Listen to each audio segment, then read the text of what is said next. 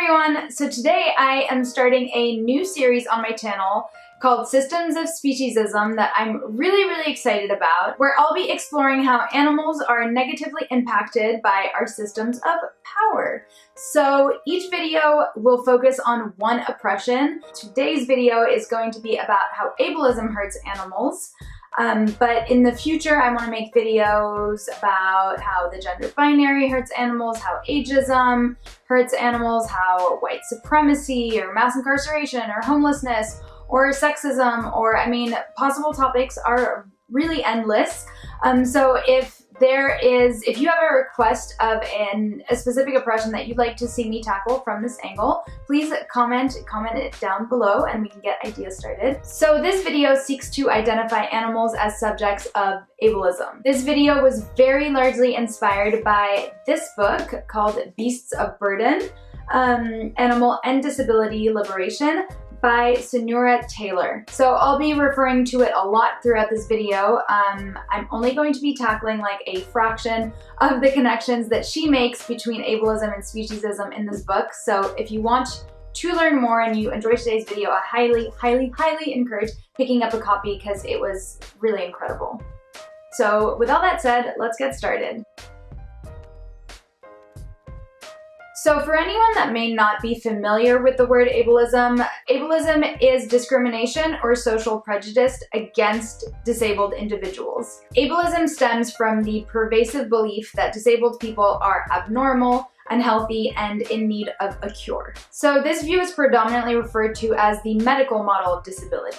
It understands disability always as lack, always as a negative medical deviance in need of rehabilitation. And it informs the dominant conception that disabled people's lives are always and only individualized experiences of suffering and misfortune that they must overcome through personal will. Yet disability is far from being the rare and isolated experience that our society makes it out to be.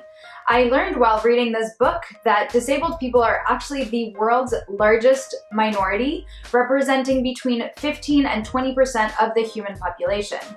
But however, disabled people are largely invisible due to the way that our society is organized. So for example, public spaces are still largely inaccessible to many disabled people.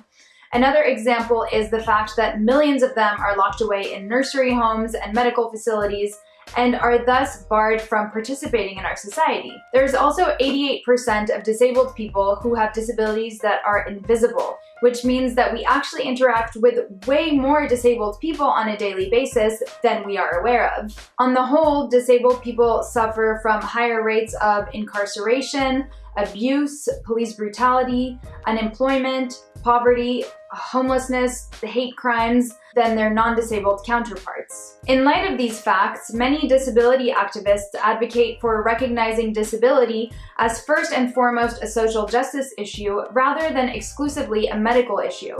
This view is called the social model of disability, and it reframes disability as a political identity that is not caused by the impairments themselves, but by the way society is organized. This isn't to say that disabled people never need medical help, but rather that the medical model is not the only and often not even the best way to understand disability. So for example, think about a person in a wheelchair who cannot access a building because there is no curb cut in the sidewalk. In this situation, is it their impairment or the way that society is organized that disables them? The same can be said of a deaf person who cannot understand a film because there are no closed captions, or a blind person who cannot read a menu because there is no braille. So in these situations, what bars them from accessibility? Is it their impairment, or is it society which has disabled them by choosing to accommodate certain abilities and not others? Likewise, we can think about how environments can accommodate and thus eradicate disability, like people with poor eyesight who would surely be considered disabled were it not for their glasses or their contact lenses. What the social model of disability really taught me is that we should think about environments as actors that shape and define disability. When we think about disabilities as purely isolated medical cases, there's a lot that we miss. In the end, disabilities are socially constructed, just like everything else, meaning that the way that our society diagnoses and responds to impairments is influenced by cultural, economic, political, and environmental factors. And I think it's important to understand the difference between those two models before we get into the video, because it's going to help us better understand how ableism plays a role in the lives of animals.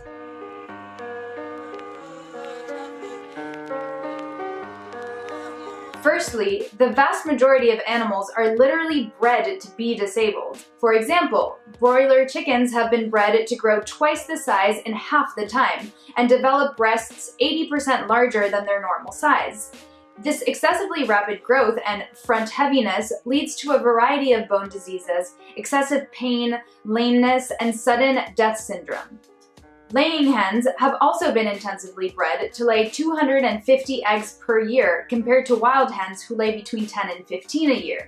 This unnaturally high production of eggs leads hens to develop ovarian tumors, egg binding, osteoporosis, bone fractures, and total skeletal paralysis. Dairy cows have also been genetically altered to produce around 100 gallons of milk a day, nearly 10 times more than the average cow would naturally. Due to this, 75% of cows become downers, meaning that they eventually collapse due to the weight of their repeated pregnancies and infected udders. The Belgian Blue is another example of beef cattle that is bred for double muscling to produce more and leaner meat. They are born so big that natural births are impossible and females must give birth through C-section. And they often reach such unnaturally huge sizes that they cannot even walk. Similarly, animals on fur farms such as foxes and minks are also disabled by design to obtain certain desirable mutations. The Humane Society explains that they are inbred for specific colors, causing severe abnormalities, deafness, crippling of limbs, deformed sex organs, screw necks, anemia, sterility, and nervous system disorders. Of course, animal industries don't really consider these animals as bred to be disabled, but rather as genetically enhanced. This difference in terminology really helps us see how socially constructed the definition of disability is, and how its definition isn't fixed, but rather subject to change in different cultural, political, and economic contexts. Even when impairments are not side effects of their desirable mutations, animals are made disabled in a variety of other ways. For example, many animals are amputated and are rendered disabled by having their beaks, ears, tails, and/or testicles seared off. Furthermore, it doesn't actually matter how biologically able certain animals are because they are intentionally rendered immobile. For example, mother pigs cannot even turn around in their gestation crates and will be brought to slaughter once their depleted bodies can no longer give birth. That is also the case for male calves, who are locked up in veal crates designed to prevent movement so that their muscles atrophy and produce tender, gourmet veal. Likewise, more than 95% of egg-laying hens in the US spend their entire lives confined in battery cages so small they can't spread their wings. In her book, Sonora Taylor raises important questions like, what does it mean to speak of a healthy or normal chicken, pig, or cow when they all live in environments that are profoundly disabling? What does disability mean for a hen in an environment where her every movement and desire is neglected? What does physical limitation or difference mean when you are given no opportunity to move in your body, to explore it, because your environment is already limiting everything about you?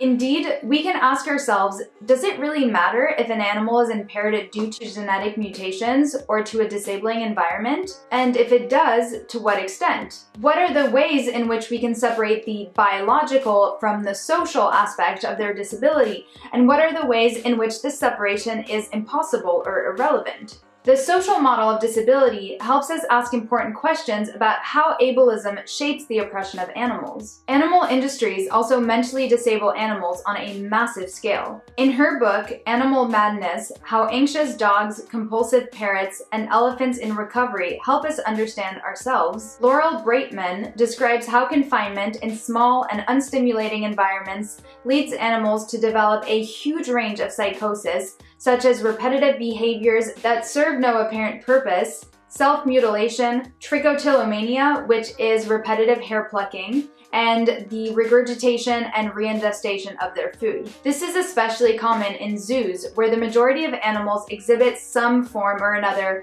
of neuroticism and are heavily drugged with antidepressants and anti-anxiety medication to cope with their circumstances. Breitman describes one polar bear named Gus, housed in the Central Park Zoo, who compulsively swam, sometimes for up to 12 hours a day. Breitman explains that he was forced to live in 0.0000009% of the size his range would have been in his natural habitat. It is impossible to understand the disability of these animals without considering the fact that they are imprisoned in minuscule and unnatural habitats. And as a matter of fact, we would consider it to be pretty absurd to examine these animals strictly as medical patients without at all looking at the environments that caused their disability. Animal industries also benefit from and promote one of the most prominent ableist responses to disability: destruction. Disabled animals, once they represent a loss of profit for the industry, are killed on a massive scale. Perhaps the most stark example of this is when animals in the food industry are exposed to dangerous viruses. Over the past several decades, millions of animals exposed to mad cow disease, foot and mouth disease, swine flu, and avian flu have been killed by the industry without so much as an afterthought. For example, in 2015, an outbreak of avian flu spread across dozens of states and led to the death of more than 48 million birds, according to the US Department of Agriculture. As Taylor points out, avian flu didn't directly lead all those animals to die. But if it contaminates even one bird, the thousands or millions of birds in that flock are also gassed or suffocated to death. In 2001, there was also an outbreak of foot and mouth disease amongst cattle. Though this disease is not life-threatening to humans or animals and can be easily treated, 10 million adult and baby cows, pigs, and sheep were shot, burned, and then bulldozed into mass graves due to policies that required it. As Taylor underlines, no longer having any market value, they were viewed not only as killable but as discardable. Indeed, such unsanitary conditions and any sign of illness becomes a potential loss of profit of colossal proportions for the meat industry. Such mass killings teach us to fear contagion and to identify animals themselves as what is dirty and dangerous about factory farming. Taylor explains that separating out downed animals and mass killing potentially sick animals creates the idea that safety, health, and even compassion are a priority on factory farms, despite the obvious reality that the industry itself is clearly the creator and perpetuator of these problems.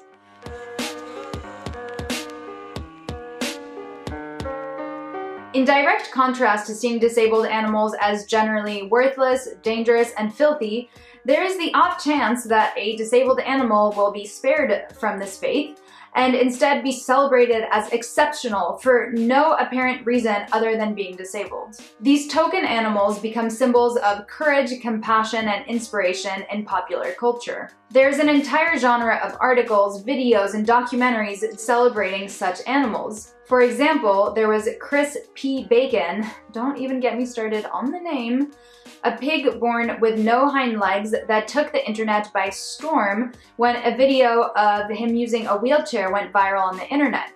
There is also Faith, the dog celebrated on talk shows all over the country for walking on two hind legs, a characteristic that people found especially compelling and endearing because it was so similar to humans. The fact that the specific portrayal of disabled animals has so much cultural resonance shows the human tendency to project stereotypes of disability onto other animals. Chosen disabled humans are also tokenized as objects of inspiration in our society, a trend that activists and scholars have denounced as inspiration porn. They explain that this tendency portrays disabled people as constantly overcoming by simply living their lives, instead of connecting with them on a human level and recognizing the qualities that make them truly unique. They explain that this representation of disability, which they have also dubbed the supercrip narrative, is not in service of the liberation of disabled people. I mean, let's face it, this trend isn't for them, but rather serves to motivate an able-bodied audience to be more grateful and to do more. And of course, it also serves capitalism's favorite individualistic myth that a good attitude is the only thing people need to overcome adversity. It is telling that inspiration porn objectifies human and non-human animals. Throughout her book, Taylor cites many examples of ways humans read their own stereotypes of disability onto other species. She makes a really compelling case for using disability scholarship when we seek to challenge ableism in our fight to liberate animals. For the animal rights movement, this would mean reframing animals not just as voiceless beings who suffer, but genuinely asking who these animals are beyond their suffering and their perceived helplessness. Taylor explains that it prompts us to consider how the very vulnerability and difference that these animals inhabit may in fact model new ways of knowing and being. Indeed, we would surely see animals differently if we removed what our ableist conditioning has taught us to expect or to think about disability. Taylor argues that disabled animals raise important questions about adaptation, creativity, and self-reflection that can bring valuable perspectives and radical solutions for resisting both speciesist and ableist systems of oppression.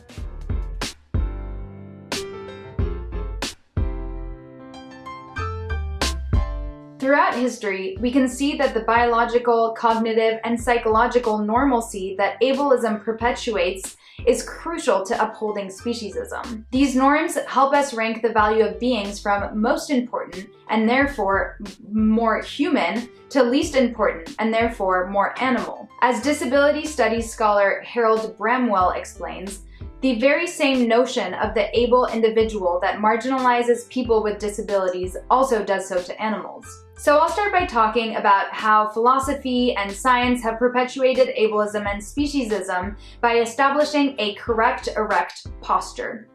Centuries ago, Plato and Aristotle advanced the theory that there was a connection between the erect posture of humans and their cognitive abilities. Plato believed that our head mounted on top of an erect body allowed our immortal soul to be connected to angels, our sight to observe the heavens, and our minds to think rationally. The idea that beasts were recognizable because nature made them crouched over on all fours, looking always at the earth and thereby unable to think, was very prevalent throughout the 17th century in Europe. This belief led to pretty absurd experiments, like the quest to anthropomorphize apes by attempting to make them walk on two legs. A couple of centuries later, Charles Darwin came along and accurately remarked that humans were not the only bipedal species. However, he still identified bipedalism as the point at which human development branched off from other animals and said that idiots and savages were recognizable by their tendency to crawl. They were in fact animals who hadn't reached the full stage of human development. As Taylor aptly remarks, the march of progress shows a series of figures growing increasingly erect, with the last human being a human male of European descent, standing upright on 2 feet, suggesting that the pinnacle of evolution is not only human, but it is specifically male, white, and able-bodied. Thus, in addition to perpetuating a variety of racist, ableist, and sexist ideologies, bipedalism surely also contributed to naturalizing non-human animals as inferior, underdeveloped, and morally irrelevant. Ableism in cognitive science has also propped up speciesist ways of thinking. This is particularly obvious when we consider the fact that the most prevalent myth that allows animal industries to function is that animals lack the cognitive abilities that would make their use unethical. How many times have you heard, or perhaps you've said it yourself, that using animals is okay because they are less smart, less aware, less rational, or less sentient than we humans are? So it is important that we ask ourselves, which scientific measures are used to define markers of intelligence and rational thought in the first place? One of the key ways that ableism has operated is by establishing which communication systems are valid and which are not. The Western tradition for language can be traced back to more than 2,000 years ago, when Aristotle argued that language is what separated humans from animals. He held that language was oral, and thus that hearing was necessary for speech and thought. This bias for oral language, called oralism has been used again and again to denigrate deaf people as less intelligent, less complex, and less human. For centuries, oralism informed the view that sign language was primitive, savage, and barbaric. I really had no idea about the violent history of repression against sign language until I read Beasts of Burden, but I learned that it was banned for centuries and has only been taught in school for deaf people in the US and in Europe for a little over 100 years. And even then, it has come under threat several times on the grounds that teaching deaf students sign language could be keeping them from learning to speak orally, which is clearly the superior way of speaking. Taylor describes how students were even made to wear mittens to keep them from signing, and were considered oral failures if they didn't learn to communicate through oral speech. Interestingly enough, one of the central arguments against sign language was that it was animal-like. Taylor explains that its gestures and facial expressions were monkey-like, and those who used it were accused of making apish gestures and monkey-like grimaces. People also argued that gestural language could no more be called a language than expressive animal movements like the wag of a dog's tail. Indeed, the bias for oralism and vocalization is also a central pillar of speciesism. Animal research has historically revolved around the ableist and speciesist belief that if animals could use language, it would surely be in the same way that non-disabled hearing humans do, so through sound. This stubborn need to match human-specific modes of language in other species has led us to pursue more pretty absurd experiments. For example, Taylor describes that researchers spent years trying to teach apes how to use spoken language. When these experiments failed, instead of coming to the logical conclusion that apes can't speak because they lack the necessary anatomical structure for vocalization, scientists concluded that they were unable to use language to communicate altogether. Increasingly, the incredible communication capacities of a variety of animals are being recognized, from dolphins who have individual whistle patterns to bees who perform highly complex waggle dances.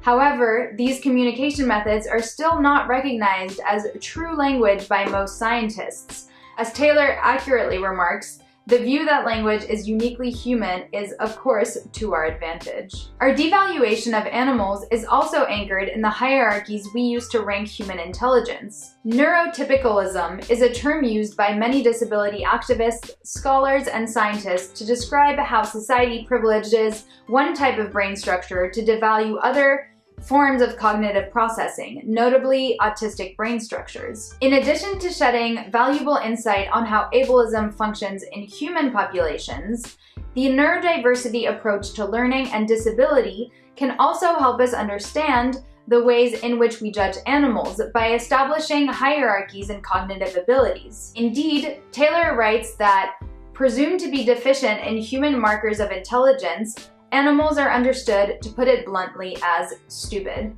Their lack of various capabilities is often cited as proof of our superiority as human beings and as justification for our continued use of them for our own benefit. This clearly shows how deeply entrenched ableist logic is in speciesism. This does not mean that disabled humans and non-human animals experience ableism in the same way. In fact, the ways that ableism manifests in the lives of these two communities is often extremely different. However, exploring the commonalities between ideologies and systems used to judge, categorize, and exploit both populations will help us better resist them. We must challenge both together so that neither can be used by future systems of oppression. So I'm going to end the video here, although there is truly no end to how intertwined speciesism and ableism are. I hope that you enjoyed this video. Again, I highly encourage everyone to pick up a copy of this book that offers a wealth of information on these topics while being really accessible. Please remember to like this video. I also pretty recently started a podcast called Vegan Vanguard with Mexi, who also has another awesome channel here on YouTube. If you haven't checked it out, that will be linked down below as well. And yeah, make sure you're subscribed to my channel. You can hit the bell. Okay, I'll stop boring you guys with everything related to sub numbers and stuff. But I will see you shortly in my next video, and thanks again so much for watching. All right, bye.